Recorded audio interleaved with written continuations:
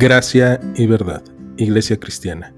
Te invitamos a que escuches con nosotros este estudio y que sea de edificación para tu vida.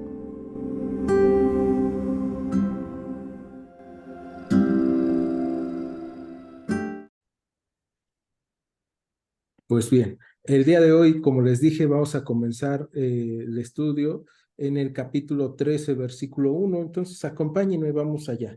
Dice la Biblia que había ya reinado Saúl 1 año, y cuando hubo reinado 2 años sobre Israel, escogió luego a 3,000 hombres de Israel, de los cuales estaban con Saúl 2,000 en Micmas y en el monte de Betel, y 1,000 estaban con Jonatán en Gabaa de Benjamín. Y envió al resto del pueblo, cada uno a sus tiendas.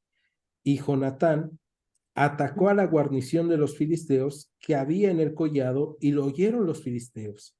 E hizo Saúl tocar trompeta por todo el país, diciendo: oigan los hebreos. Y todo Israel oyó que se decía: Saúl ha atacado a la guarnición de los filisteos, y también que Israel se había hecho abominable a los filisteos, y se juntó el pueblo en pos de Saúl en Gilgal. Vamos a detenernos en estos 4 versículos.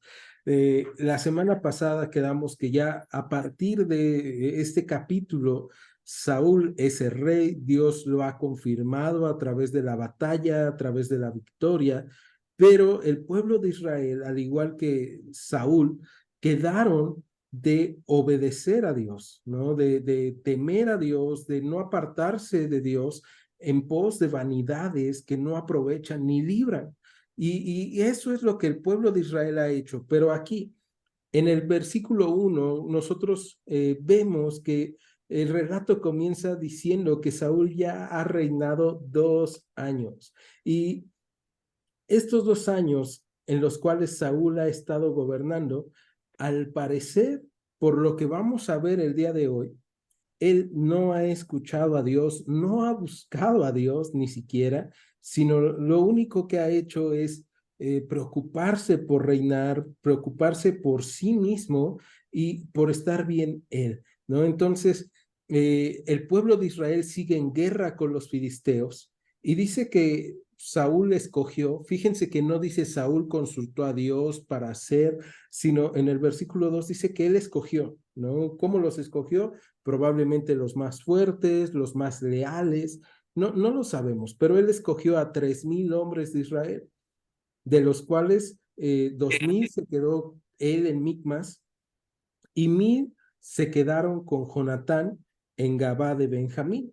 El resto del pueblo se fue cada uno a sus tiendas, ¿no? Entonces vemos esta parte, y es importante porque en este versículo 2, por primera vez vamos a encontrar que aparece para nosotros en la historia Jonatán. Jonatán, que es hijo de Saúl. Pero es bien interesante cuando nosotros vamos a ir recorriendo en medio de este primer libro de Samuel la historia de Saúl, y vamos a encontrarnos con lo que pasa en su vida. Vamos a descubrir también que Jonatán, a pesar de ser su hijo, no piensa de la misma forma que él. De hecho, Jonatán va a hacer cosas muy distintas a las que hace su padre, y el día de hoy lo vamos a ver. Y esto nos lleva a pensar en nosotros, en cuántas veces hemos recurrido a este dicho popular que dice que el fruto no cae muy lejos del árbol, ¿no? O de tal palo, tal astilla. En este caso vamos a ver que delante de Dios, eh, Jonatán es muy distinto a lo que es Saúl. Y eso nos lleva a nosotros a descansar en el Señor, en que no tenemos que repetir la misma historia que han vivido nuestros padres. Porque puede ser que sea una historia tremenda de amor y de servicio a Dios, pero yo no lo esté haciendo así, y tristemente esté dejando de lado el testimonio de mis padres. Pero también puede ser de la forma en cómo va a pasar con Jonatán, que el testimonio de Saúl es un testimonio de desobediencia, es un testimonio de pecado, es un testimonio de lejanía de Dios. Y entonces muchas veces la gente nos dice, ¿no? Mira, es que tú vas cargando una maldición generacional. Aquí vemos o vamos a descubrir cuando estemos caminando junto con la historia que Jonatán no está cargando con esta maldición. Jonatán está tomando sus decisiones y decisiones que van a guiar a otros a amar al Señor, que van a guiar a otros a obedecer a Dios. Y entonces vamos a descubrir que tú y yo podemos avanzar por sobre todas estas historias o todos estos actos que hayan cometido nuestros padres, nuestros abuelos. No debemos repetir la historia. Y en el verso 3 vemos que Jonatán es un hombre de acción. Es un hombre que gusta de actuar y por lo tanto ataca a la guarnición de los filisteos que había en el collado, ¿no? Y Saúl hace tocar trompeta por todo el país y me encanta ver lo que dice el versículo 4 porque la trompeta dice, o al sonido de la trompeta se oyen los gritos que dicen, Saúl ha atacado a la guarnición de los filisteos. Saúl no ha atacado a la guarnición de los filisteos, fue Jonatán. Probablemente nosotros estemos pensando, bueno, pero el texto lo que habla es que es el reinado de Saúl. Cuando nosotros avanzamos en la historia de Saúl, vamos a encontrar que Saúl es una persona que le gusta sentirse protagonista. Después de haber sido encontrado detrás de los bueyes de su padre, después de estar buscando a las burras y de esconderse para no ser elegido rey, ahora vamos a ver que el corazón de Saúl se está desviando. Y esto es porque el corazón de Saúl se parece mucho a cualquiera de nuestros corazones. Cualquiera de nuestros corazones se puede desviar si está lejos de Dios. Si tú y yo dejamos de orar, dejamos de leer la Biblia, dejamos de reunirnos, de estar juntos buscando la dirección de Dios en nuestras vidas y de escuchar la palabra de Dios o de dejar que Dios nos transforme, pronto nos vamos a alejar. Y eso es lo que estamos viendo en la vida de Saúl.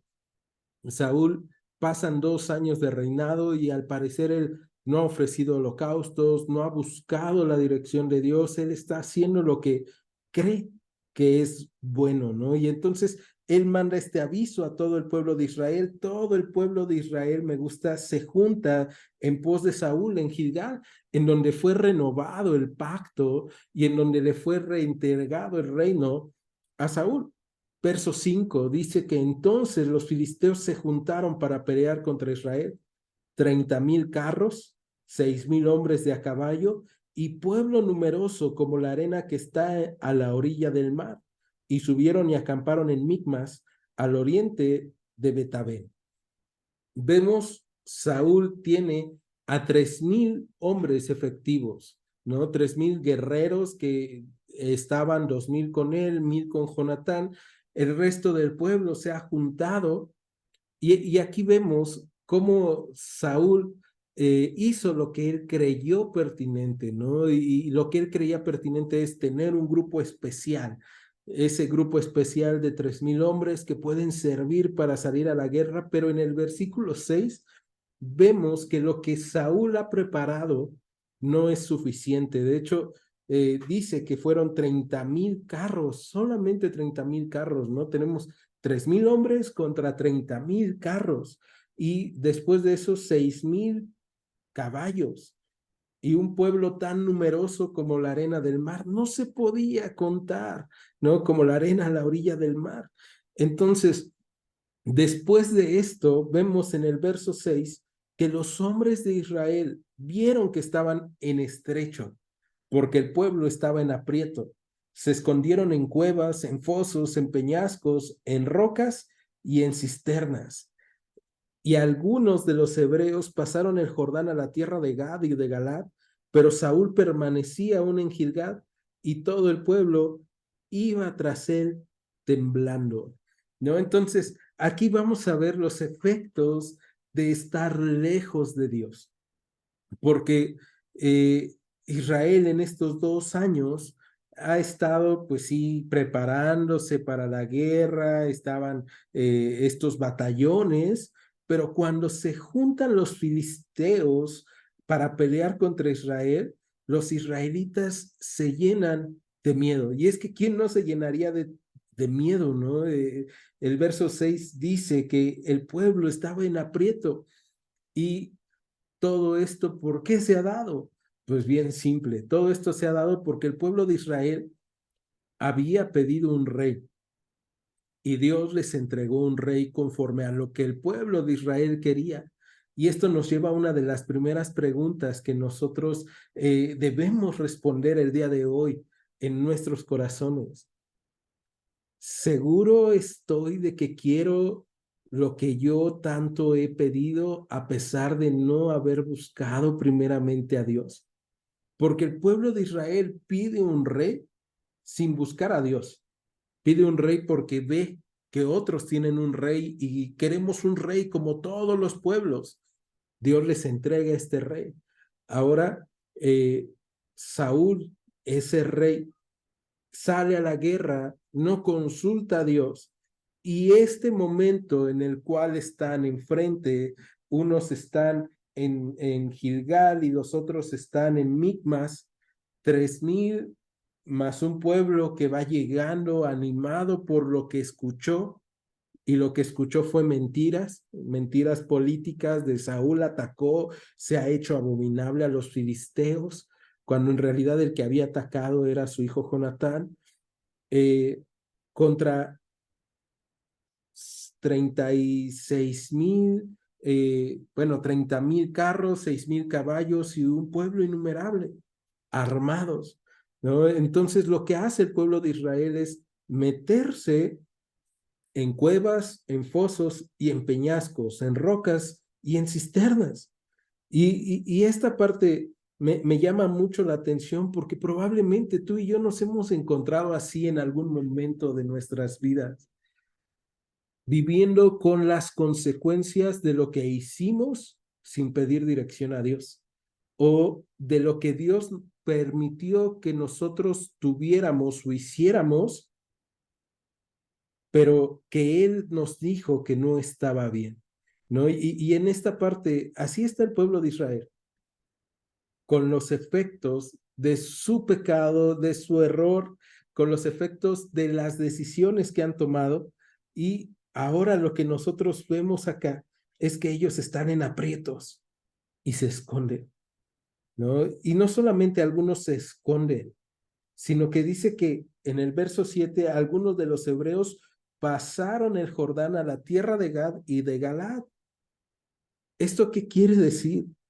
Pues algunos están volviendo atrás, algunos están decidiendo que el camino que habían recorrido sus padres con Josué, con Moisés, para conquistar la tierra prometida, era mejor volver atrás, volver hacia lo que habían vivido en otro tiempo y salir de la tierra que Dios les había entregado.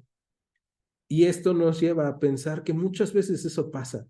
Cuando tú y yo estamos en aprietos, en problemas, y debemos de tomar la decisión de qué voy a hacer. A veces lo que decimos es que seguir a Dios no me funciona, seguir a Dios no me hace bien, entonces yo creo que lo mejor va a ser dar marcha atrás, ¿no? Lo mejor sería dejar de seguir a Dios, y estos lo que están haciendo es se regresan, y dice aquí que Saúl permanecía aún en Gilgal y todo el pueblo iba tras él temblando. Verso 8. Y él esperó 7 días conforme al plazo que Samuel había dicho, pero Samuel no venía a Gilgal y el pueblo se le desertaba. Este verso 8 es interesante porque no hay un momento en este capítulo que nosotros veamos que mandan a llamar a Samuel.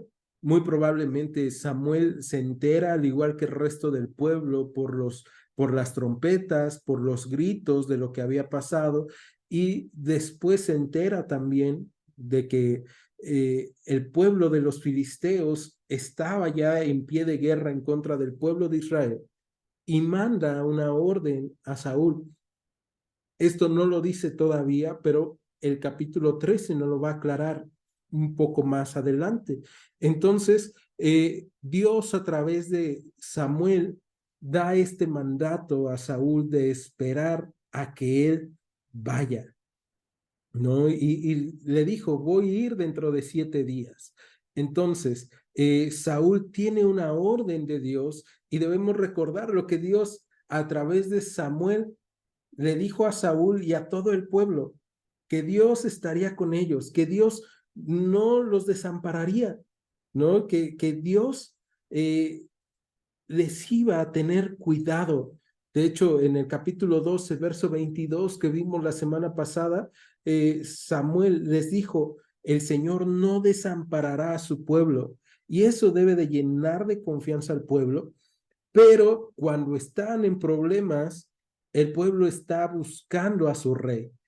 El pueblo está buscando dirección sabia de su rey. El rey recibe la instrucción de parte de Dios a través de Samuel, pero él está viendo en el versículo 8 que Samuel no llega y el pueblo le está desertando. Y no sé, tal vez les ha pasado a ustedes de repente que estamos en un aprieto, estamos en algún problema en medio de las cosas que vivimos, puede ser en el matrimonio, en la familia, en el trabajo, y le pedimos dirección a Dios o alguien nos habla o alguien nos da un mensaje de parte de Dios y nos dice, espera en Dios.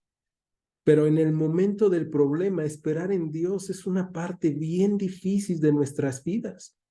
Y especialmente si hay personas atrás de nosotros. Y aparte, si nos gusta estar bien con las personas. Porque Saúl está queriendo quedar bien con el pueblo porque yo soy el rey, pero también Saúl está viendo que Dios le está ordenando algo que no es popular.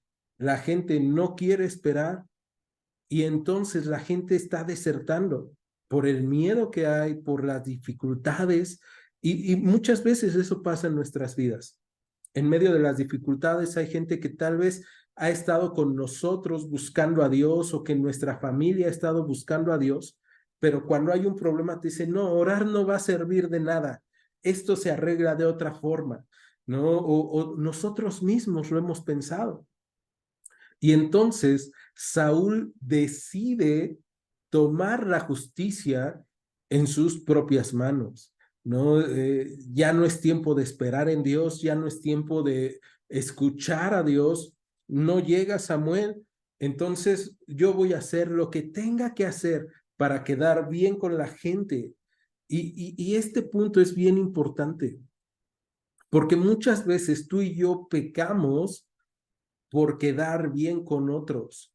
O tú y yo decidimos cosas alejadas de Dios o lejanas de Dios porque creemos que es lo mejor y porque llegamos a creer que Dios no nos escucha a pesar de que Él ha dicho que Él no desamparará a su pueblo. Y es que no estamos confiando en Él.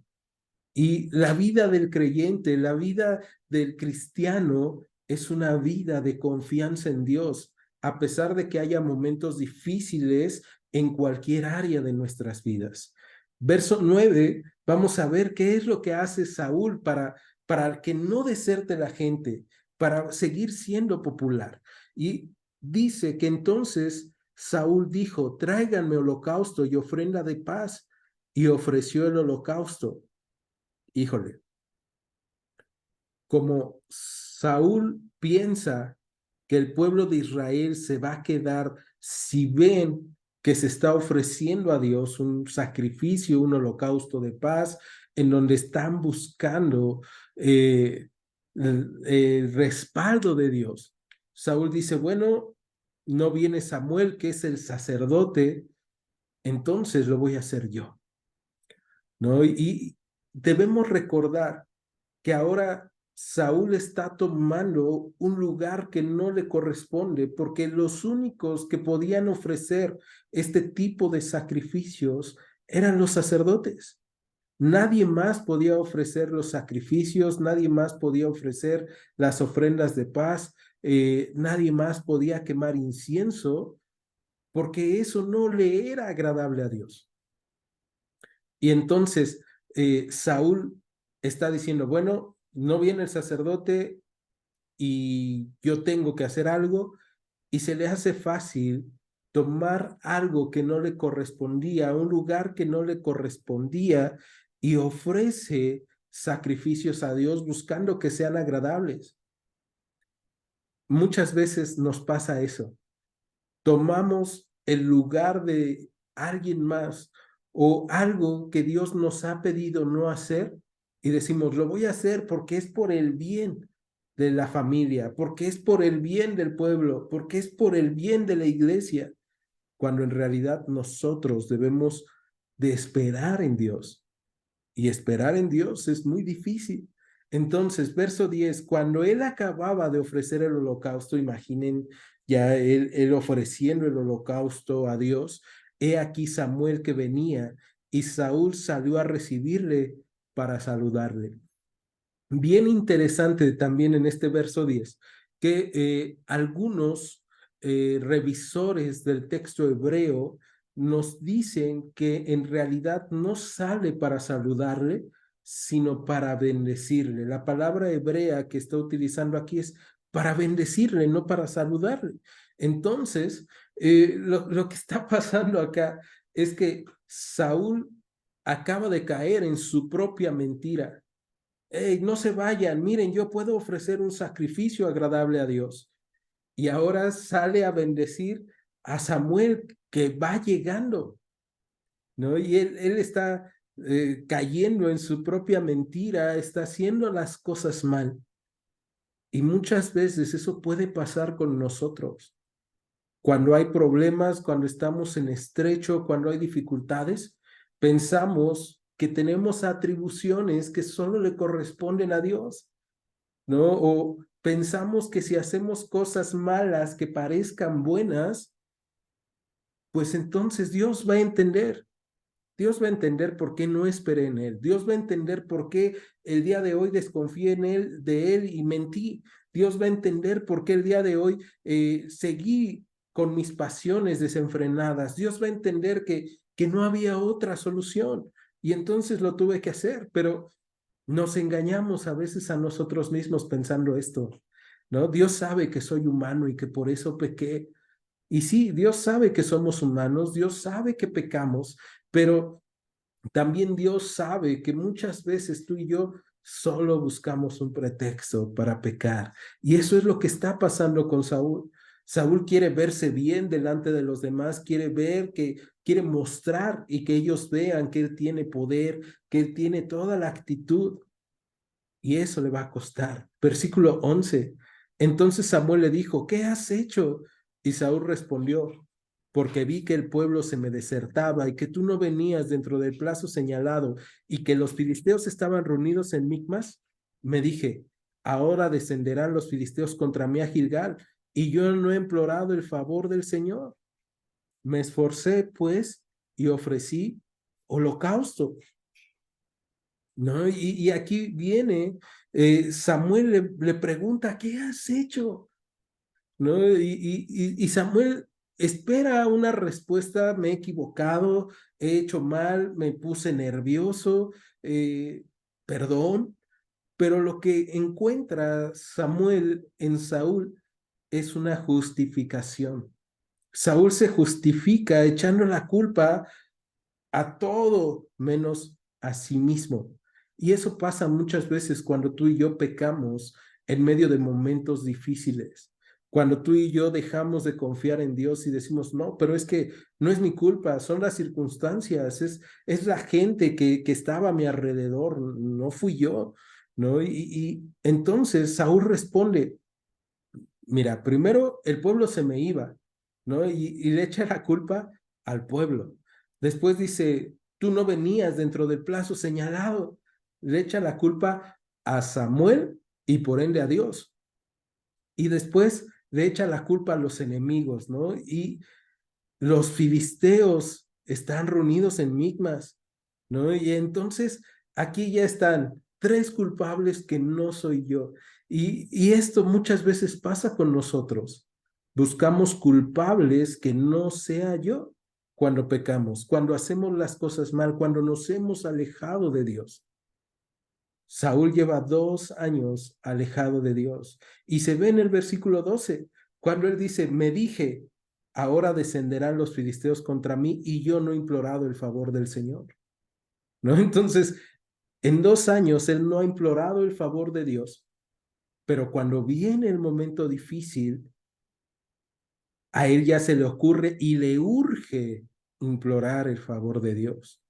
Y aquí vemos cómo muchas veces eso pasa con nosotros, ¿no? No estamos contentos o no estamos alegres, plenos, buscando a Dios, sino que siempre hay cosas que probablemente me detienen de buscar a Dios. Están las ocupaciones de la vida, está el trabajo, están los hijos, están los papás, está la familia, está aún la iglesia, y dejo de buscar a Dios. Y aquí Saúl se está escudando con su trabajo, el pueblo se me iba, ¿no? Y imagínate, Dios, estaba perdiendo yo seguidores, estaba perdiendo yo popularidad en el reino. Después no llegaba Samuel, por lo tanto no llegabas tú. Y esta parte, no llegabas Samuel. Una cosa que nosotros debemos de tener bien clara es que Dios nunca llega tarde a las citas que Él tiene, que Dios no es como que, mira, híjole, se me hizo tarde y perdón, voy a llegar media hora tarde a tu problema o a tu necesidad. De hecho, podemos recordar la historia de Jesús con Lázaro, ¿no? Ya es tarde, maestro, le dice una de sus hermanas. Pero la realidad es que no era tarde.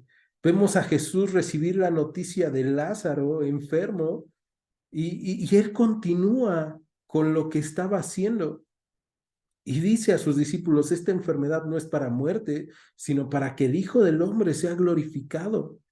Y hay muchas veces problemas que nosotros hemos provocado, situaciones que hemos provocado en nuestras vidas, en tu matrimonio, en tu familia, en la congregación, en donde quiera que estamos, con las personas con las que convivimos, que probablemente nosotros hemos provocado y que Dios nos ha dicho, no te apures, yo te voy a ayudar a salir adelante, yo voy a transformar esta realidad, pero tienes que obedecerme.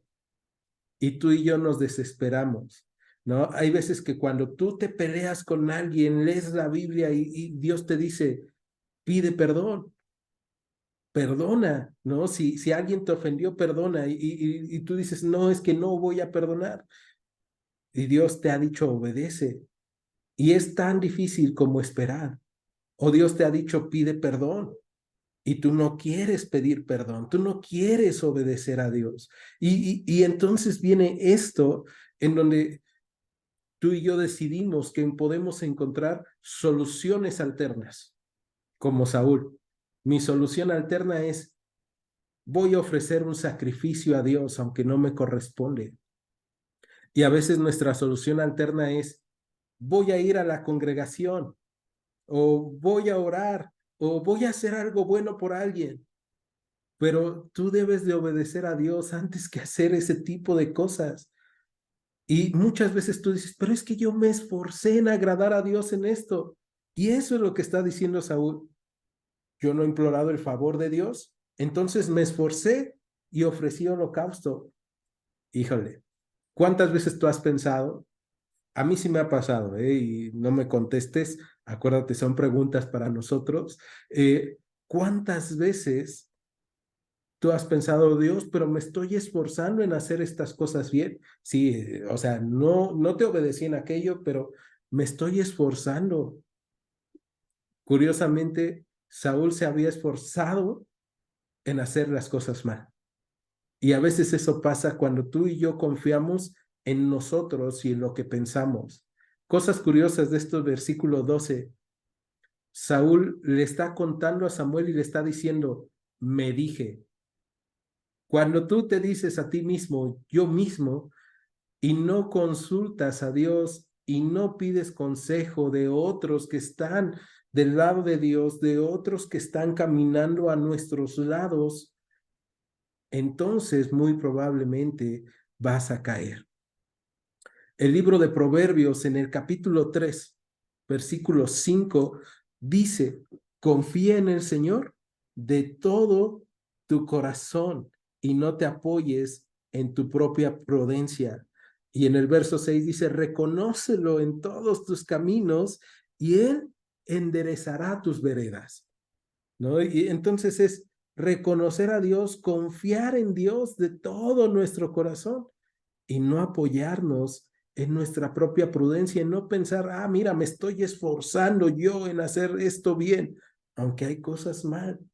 Si Dios me está llamando y me está diciendo, obedéceme, espera, o haz esto que es bien difícil, aunque tú veas que otros se alejan de ti.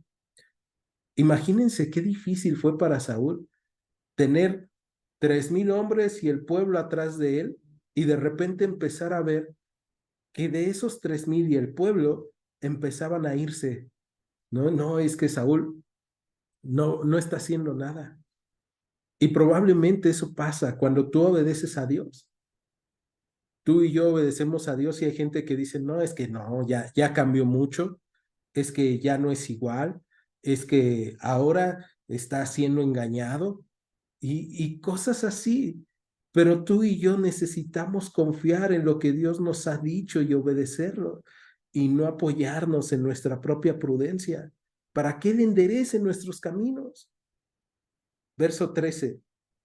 Entonces Samuel dijo a Saúl, locamente has hecho, no guardaste el mandamiento del Señor tu Dios que Él te había ordenado, pues ahora el Señor hubiera confirmado tu reino sobre Israel para siempre.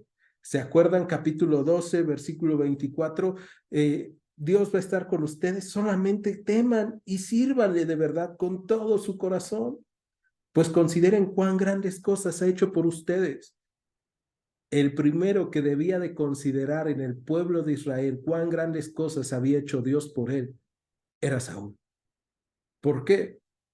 Porque él es rey, no porque lo mereciera, sino por pura gracia. Y eso debe de pasar también en nuestras vidas en los momentos difíciles. Hay momentos difíciles, estamos en estrecho, estamos en problemas, en aprietos. ¿Y qué es lo que tenemos que hacer? Confiar en Dios, porque hasta el día de hoy Dios ha estado con nosotros, porque Dios no nos ha dejado. Y entonces Samuel le dice, ¿qué has hecho? ¿No? Dios a través de Samuel le dice, locamente has hecho, no guardaste el mandamiento. Y sabes, cuando tú caminas en tu propia opinión, en tus propios pensamientos, sin buscar dirección a Dios, lo que hacemos es caminar como locos, ¿no? ¿Cómo caminan los locos? No es que caminen diferente a nosotros, sino que muchas veces hacen cosas que no se entienden, que no tienen lógica. Y así estaba caminando Saúl, sin lógica, sin razón. Y después de que Dios le hubiera entregado el reino para siempre, de que lo hubiera confirmado, dice el verso 14, pero ahora tu reino no será duradero. El Señor se ha buscado un varón conforme a su corazón, al cual el Señor ha designado para que sea príncipe sobre su pueblo, por cuanto tú no has guardado lo que el Señor te mandó. Y aquí vemos la actitud de Saúl. Saúl culpando al pueblo, culpando a Samuel, culpando a los enemigos. Eh, y vamos a encontrar más adelante a este hombre conforme al corazón de Dios, que Dios había estado preparando y que estaba preparando en ese momento, pelear también con su pecado, con el efecto destructor de su pecado.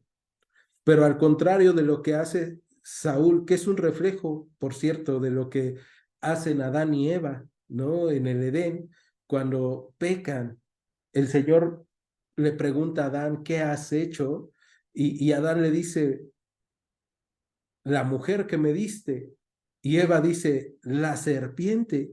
No es un reflejo de esa vieja naturaleza que tú y yo tenemos, naturaleza de pecado. Pero cuando alguien busca agradar a Dios, cuando peca, hace lo mismo que va a hacer David más adelante. Acompáñame, vamos al Salmo 51, en donde David ha pecado, y vamos a encontrar qué es lo que él escribe. Él no va a decir, cuando llega Natán el profeta a confrontarlo, no fui yo, fue la mujer que pusiste en la acera de enfrente, fue que el ejército se había ido a la guerra, fue que estaba solo, fue que no me detuviste, sino que David reconoce su pecado. Y entonces en el versículo 1 del capítulo 51 del libro de los Salmos, David dice, ten piedad de mí, Dios, conforme a tu misericordia, conforme a la multitud de tus piedades, borra mis rebeliones, lávame más y más de mi maldad y límpiame de mi pecado, porque yo reconozco mis rebeliones y mi pecado está siempre delante de mí. Contra ti solo he pecado y he hecho lo malo delante de tus ojos, para que seas reconocido justo en tu palabra y tenido por puro en tu juicio. ¿No? Entonces, David lo que hace en el Salmo 51 es muy diferente a lo que hace Saúl. Dos situaciones de pecado, dos situaciones de desobediencia, y nos lleva a ver, tú y yo vamos a pasar por momentos en donde probablemente caigamos en pecado, pero cómo respondemos también es importante. Si tú sabes que te has equivocado en este mes, en estos días, en este día, y que has actuado locamente por no esperar en Dios, por no buscar a Dios, por alejarte de Dios, entonces tú puedes responder como Saúl. No, pues no fue mi culpa, son todas las circunstancias, tú entiendes, Dios. O puedes responder como David. Y David entiende, he pecado contra ti, Dios. Lávame, límpiame de mi maldad. Eso es lo que va a decir en el Salmo 51. Entonces tenemos estos dos tipos de respuesta, de un corazón que busca agradar a Dios y de un corazón que busca agradarse a sí mismo. Y tú y yo necesitamos pedirle a Dios, Señor, dame un corazón que te busque agradar, un corazón que busque servirte, que busque amarte, para que nosotros, para que yo pueda estar contigo todos los días, para que yo no peque contra ti.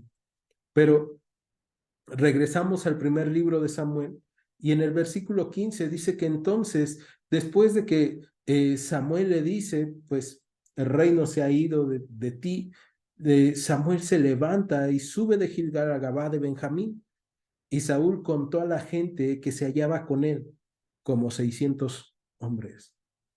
Fíjate, a Saúl le pasa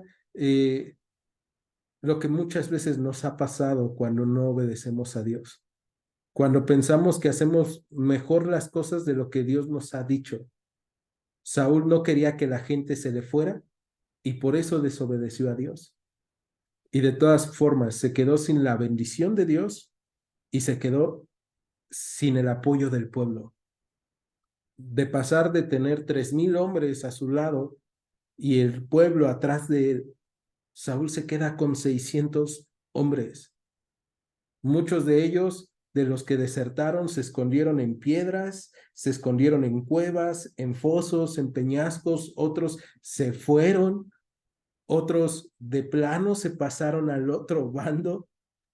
Y vamos a ver, ¿no? Ahí está Saúl con sus malas decisiones.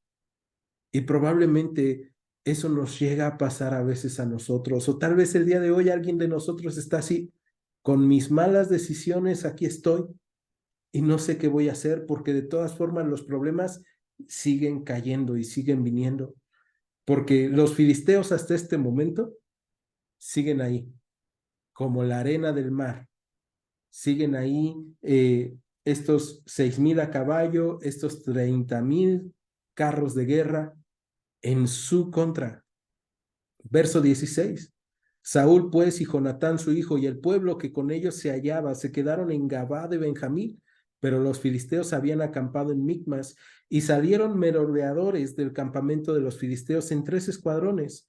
Un escuadrón marchaba por el camino de Ofra hacia la tierra de Sual, otro escuadrón marchaba hacia Bet-Orón y el tercer escuadrón marchaba hacia la región que mira al valle de Seboí, hacia el desierto. Y en toda la tierra de Israel no se hallaba herrero, porque los filisteos habían dicho, para que los hebreos no hagan espada o lanza, por lo cual todos los de Israel tenían que descender a los filisteos para afilar cada uno la reja de su arado, su asadón, su hacha o su hoz. Y el precio era un pin por las rejas de arado y por los asadones, y la tercera parte de un ciclo por afilar las hachas y por componer las aguijadas. Así aconteció que en el día de la batalla no se halló espada ni lanza en mano de ninguno del pueblo que estaba con Saúl y con Jonatán, excepto Saúl y Jonatán, su hijo, que las tenían. Híjole, aquí parece que la historia da un giro aún más grave, ¿no? Porque vemos entonces que, bueno, ya se quedaron 600 con ellos, pero de esos 600 ninguno está bien armado. Saúl había procurado tener 300 hombres, que se viera una multitud a su lado, pero no había preparado estos hombres, ¿no? De estos 3,000 hombres no había preparado a ninguno. Realmente no les había dado espadas. Y los filisteos habían sido muy inteligentes. Que no haya un herrero, que no haya quien les pueda afilar una espada o quien les pueda hacer una lanza. Y tú y yo podemos pensar, bueno, ¿y eso en qué nos afecta el día de hoy a nosotros? Y es que no solamente está hablando de las espadas físicas y de las lanzas físicas, está hablando de las armas que tú y yo tenemos ante los ataques de nuestros enemigos. Cuando tú y yo estamos lejos de Dios, cuando tú y yo decimos, bueno, sí le creí a Dios, pero ahora todas las cosas están bien y pues estoy bien, no le busco, estoy ocupado en otras cosas. Tú y yo no nos damos cuenta de lo necesarias que son las armas espirituales en nuestras vidas. Y la arma por excelencia para todo creyente es la espada del Espíritu, que es la palabra. Si tú y yo no acudimos a la palabra todos los días, a que sea afilada nuestra mente, a que sea afilado nuestro corazón, entonces, cuando vengan los enemigos, tú y yo vamos a tener 0 herramientas. Tú y yo no vamos a poder defendernos cuando venga la duda, cuando venga el problema, cuando venga la necesidad. El apóstol Pablo habla de eso a los primeros creyentes en la iglesia, los corintios, en la iglesia, los efesios. Acompáñame, vamos a segunda carta a los Corintios, capítulo 10. Segunda carta a los Corintios,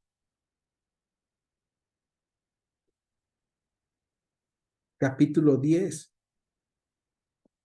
Y fíjate lo que va a decir. Verso 3.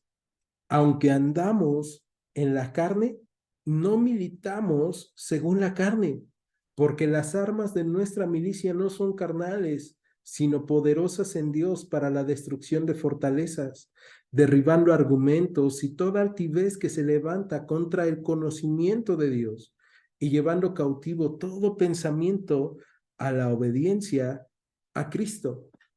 Las armas del pueblo de Israel, probablemente Israel podía no tener armas, pero si hubieran estado en Cristo, si hubieran estado en Dios, sus armas no eran carnales. Ellos sabían que Dios estaba con ellos. Si le hubieran obedecido y hubieran llevado todo pensamiento cautivo a Dios, Si ellos hubieran orado, si ellos hubieran buscado la voluntad de Dios, entonces las cosas serían diferentes en ese momento. Verso 7 de 2 Corintios 10. Miran las cosas según la apariencia. Si alguno está persuadido de sí mismo, perdón, si alguno está persuadido en sí mismo que es de Cristo, esto también piense por sí mismo, que como Él es de Cristo, así también nosotros somos de Cristo, porque aunque no me glorié algo más todavía de nuestra autoridad, la cual el Señor nos dio para edificación y no para su destrucción, no me avergonzaré, para que no parezca como que les quiero amedrentar por cartas. ¿No? El apóstol Pablo dice, miren, no se los digo para amedrentarlos, para avergonzarlos, se los digo porque ustedes necesitan estas herramientas, estas armas espirituales. Y en Efesios capítulo 6, tú ya lo sabes, el apóstol Pablo dice, por lo demás, hermanos míos, fortalezcanse en el Señor y en el poder de su fuerza y vistan toda la armadura de Dios. Esto es bien importante para nosotros porque entonces el día de hoy, si tú estás teniendo problemas, ¿has llevado tu espada al herrero? ¿Has afilado tu espada? ¿Has orado? ¿Has pedido al Señor que te dé el escudo de la fe con el cual puedas detener los dardos del enemigo? Y esto es bien importante para nuestras vidas. No tienen armas y ahí están perdidos, sin saber qué hacer. Pero la guarnición de los filisteos, los problemas, siguen avanzando. Y esto es un panorama terrible para el pueblo de Israel. Y tal vez te ha pasado a ti que estás en un panorama terrible sin saber qué hacer. Capítulo 14 del primer libro de Samuel, versículo 1, dice, aconteció un día que Jonatán, hijo de Saúl, dijo a su criado que le traía las armas, ven y pasemos a la guarnición de los filisteos que está de aquel lado. Y no lo hizo saber a su padre. Y Saúl se hallaba al extremo de Gaba, debajo de un granado que había en Migrón, y la gente que estaba con él era como 600 hombres. Y Ahías, hijo de Ahitob, hermano de Icabod, hijo de Finés, hijo de Eli, sacerdote del Señor en Silo, llevaba el efod, y no sabía el pueblo que Jonatán se hubiese ido. Vemos de repente, de la nada, acontece un día, y a mí me encanta esto porque vemos en medio de una temporada de problemas, en un mar de dificultades, que un día cualquiera un hombre hace algo distinto. Y vamos a ver, ¿no? No lo dice a su padre, el sacerdote Ahías, hijo de Ahitob, hermano de Icabod, y debemos recordar a Icabod, hijo de Fines. Cuando muere Fines, su esposa muere dando a luz y da a luz a Icabod, que significa traspasada o se ha ido, nos ha dejado la gloria de Dios, ¿no? Entonces, es interesante porque está haciendo una referencia en el reino de Saúl, también la gloria de Dios ya no está. Y el sacerdote lleva el efod, pero no está intercediendo por el pueblo. Él está en sus cosas. Saúl está escondido, descansando en un granado, debajo de este granado. El único que está haciendo algo es Jonatán. ¿Y se acuerdan que les dije que Jonatán es bien diferente a su padre? Porque vamos a ver que muy probablemente Jonatán ha estado todo este tiempo consultando a Dios. Dice el verso 4 que entre los desfiladeros por donde Jonatán procuraba pasar a la guarnición de los filisteos, había un peñasco agudo de un lado y del otro lado. El uno se llamaba Voces y el otro Sene. Uno de los peñascos estaba situado al norte hacia Micmas y el otro al sur hacia Gabá. Dijo pues Jonatán a su paje de armas, ven, pasemos a la guarnición de estos incircuncisos. Quizá haga algo el Señor por nosotros, pues no es difícil para el Señor salvar con muchos o con pocos. Una visión totalmente diferente a la de su padre. Saúl está pensando, solo tengo 600 hombres, mejor ofrezco sacrificio para que la gente no se me vaya, aunque haga las cosas mal. Y vemos acá a Jonatán con su paje de armas diciéndole, ven, vamos, quizá Dios haga algo por nosotros. Jonatán está confiando en Dios. Y Jonatán declara, ¿no? No es difícil para el Señor salvar con muchos o con pocos. ¿Cuántos son pocos? 600 para más de una multitud, más de 30,000 carros, 6,000 a caballo, es dos. Y eso es lo que está haciendo Jonatán. Jonatán dice, nosotros dos, si Dios quiere, puede obrar en nuestras vidas. Y sabes, cuando estás enfrentando tu pecado, cuando estás enfrentando los problemas, cuando estás enfrentando la dificultad, no importa que muchos estén alejándose de ti si tú estás obedeciendo a Dios. Tú puedes confiar en ese Dios que te ha salvado. Te salvó cuando estabas muerto en delitos y pecados. Te ha transformado, te ha usado. Y es realmente una vida en fe. Es realmente decir, es por fe en Dios y caminar confiando en Él, en lo que Él ha hecho. Y tal vez lo has hecho ya muchas veces, pero cada día es un reto de fe distinto.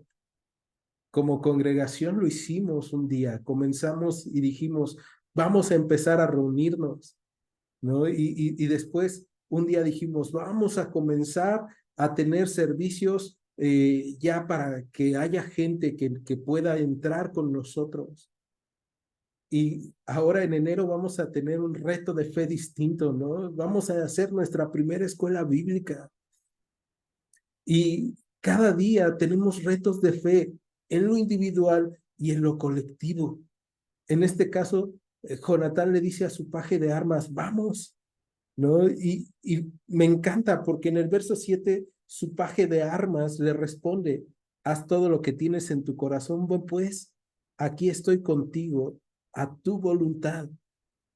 Jonatán sabe lo que Dios puede hacer, pero el paje de armas de Jonatán es alguien que ha caminado con Jonatán y que ha visto su vida y que puede confiar y dice, no confío en ti, confío también en Dios como tú lo haces. Y se necesita valor para obedecer a Dios y se necesita valor para ser el otro que camina, ¿no? Para ser el otro que apoya y dice, sí, yo creo. Y es una locura. El evangelio es una locura. El caminar en fe es una locura.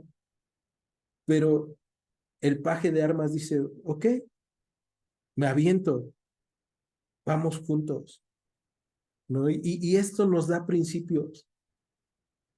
Obedece a Dios y no vayas solo. No pienses que tú puedes solo y acompaña a otros que están buscando obedecer a Dios. Acompáñalos orando, acompáñalos a través de ayudarles. Y eso es lo que hace el paje de armas. Verso 8. Dijo entonces Jonatán, vamos a pasar a esos hombres y nos mostraremos a ellos. Qué locura lo que están haciendo. Si nos dijeran así, esperen hasta que lleguemos a ustedes, entonces nos estaremos en nuestro lugar y no subiremos a ellos. Pero si nos dijeran así, suban a nosotros, entonces subiremos porque el Señor los ha entregado en nuestra mano y esto nos será por señal. Se mostraron pues ambos a la guarnición de los filisteos y los filisteos dijeron, he aquí los hebreos que salen de las cavernas donde se habían escondido. Los filisteos creen a todos los hebreos cobardes. Verso 12. Y los hombres de la guarnición respondieron a Jonatán y a su paje de armas y dijeron, suban a nosotros y les haremos saber una cosa. Entonces Jonatán dijo a su paje de armas, sube tras mí, porque el Señor los ha entregado en manos de Israel. Fíjate, Jonatán hace algo que no sabía cómo iba a resultar.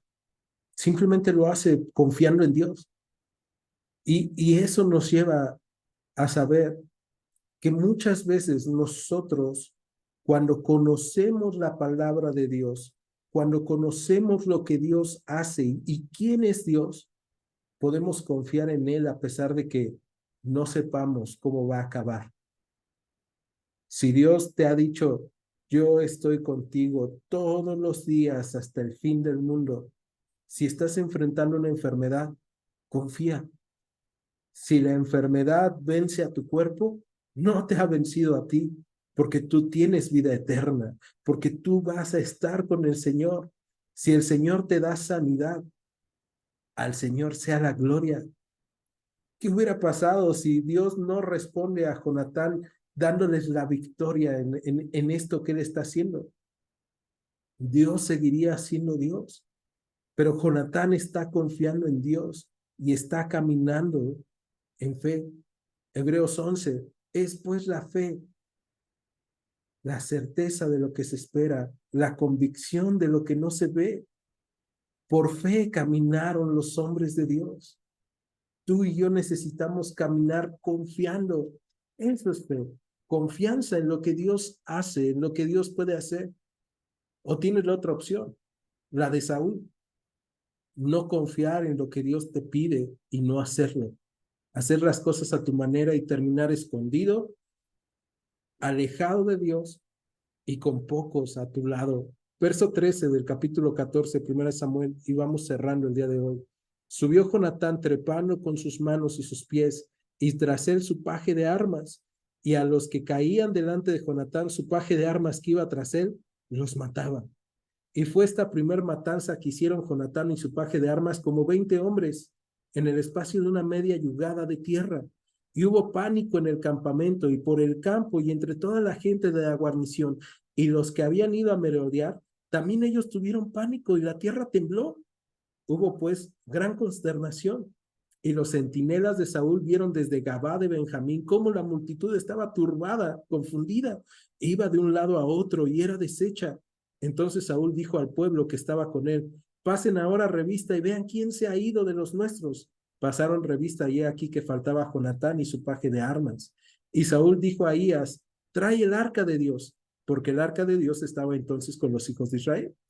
Pero aconteció que mientras aún hablaba Saúl con el sacerdote, el alboroto que había en el campamento de los filisteos aumentaba e iba creciendo en gran manera. Entonces dijo Saúl al sacerdote, detén tu mano. Y juntando Saúl a todo el pueblo que con él estaba, llegaron hasta el lugar de la batalla, y aquí que la espada de cada uno estaba vuelta contra su compañero, y había gran confusión. Y los hebreos que habían estado con los filisteos de tiempo atrás y habían venido con ellos de los alrededores al campamento, se pusieron también del lado de los israelitas que estaban con Saúl y con Jonatán. Asimismo, todos los israelitas que se habían escondido en el monte de Efraín, oyendo que los filisteos huían, también ellos los persiguieron en aquella batalla. Dos hombres con fe, dos hombres obedientes, transformaron la realidad de todo un pueblo. Confiaron en Dios y obedecieron. Y dos comenzaron matando 20. Y tal vez nos parecería bien poco para toda esa multitud que no se podía contar, pero dos que confiaron, Dios que dijeron, Dios está con nosotros y si Dios quiere, Él puede vencer y puede derrotar. Transformaron la historia de toda una guerra confiando en Dios.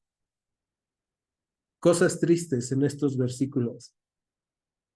Saúl se da cuenta de lo que está pasando, llama al sacerdote que lleve el arca de Dios, pero cuando ve toda la confusión dice, no, no, no, no, ya, detén tu mano, no la traigas, ya no te apures. ahí todavía pudo pedir dirección de Dios y no lo hizo. Y cuando llegaron, porque él pensó, bueno, pues mejor vamos a la batalla. Cuando llegaron a la batalla, Dios no lo usó. Dios le mostró que no lo necesitaba. Llegaron al lugar y ya los que se estaban matando entre ellos eran los filisteos. Estaban saliendo los hebreos que estaban escondidos en cuevas y estaban atacando. Aún los hebreos que se habían muerto a los filisteos habían recibido la oportunidad de regresar al pueblo. Verso 23. Así salvó el Señor a Israel aquel día y llegó la batalla hasta Ben-Amén. ¿Saben? Estos capítulos nos llevan a pensar cómo estamos caminando el día de hoy. ¿Estás caminando en medio de situaciones y problemas que probablemente nosotros hemos provocado, confiando en Dios y obedeciéndole? ¿O estás buscando soluciones a tu manera, esforzándote, como Saúl que dijo, me esforcé? Y al final estamos escondidos, llenos de miedo, sin saber qué va a pasar. O podemos optar por obedecer a Dios, por confiar en Dios y por reconocer lo que Él ya ha hecho. Y cuando tú y yo lo conocemos, podemos decir, el Señor puede hacer salvación con muchos o con pocos. Dios puede salvarnos, Dios puede obrar si le obedecemos, si caminamos con Él. Eso es increíble. ¿Me acompañan ahora? En Iglesia Gracia y Verdad, te agradecemos que hayas escuchado este estudio. Te invitamos a que continúes escuchando nuestros próximos estudios. Dios te bendiga. Gracia y Verdad.